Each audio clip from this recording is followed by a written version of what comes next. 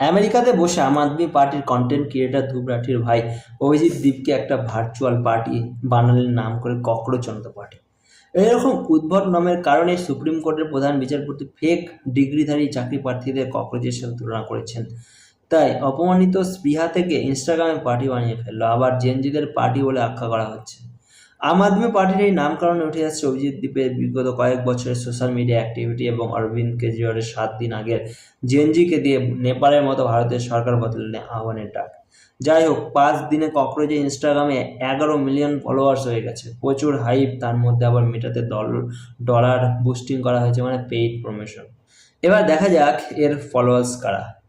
49% Pakistani, 14% American, 14% Bangladeshi, 9% ভারতীয়। আম আদমি party, Congress, Trinamool, Samajwadi party সবাই এক জায়গায় মিলিত হয়েছে, মানে সবার বাপ চলে এসছে, সবাই একে বাপ বানিয়ে নিয়েছে। উদ্দেশ্য জেনজিদের নামে একটা গৃহযুদ্ধ লাগিয়ে ওয়ার্ল্ড ইকোনমিক ক্রাইসিসের টাইমে ভারতকে আনস্টেবল করে আমেরিকার হাতের পুতুল সরকার বানানো। যেমন বাংলাদেশ ভেনেজুয়েলাকে করেছে কিছুদিন আগে।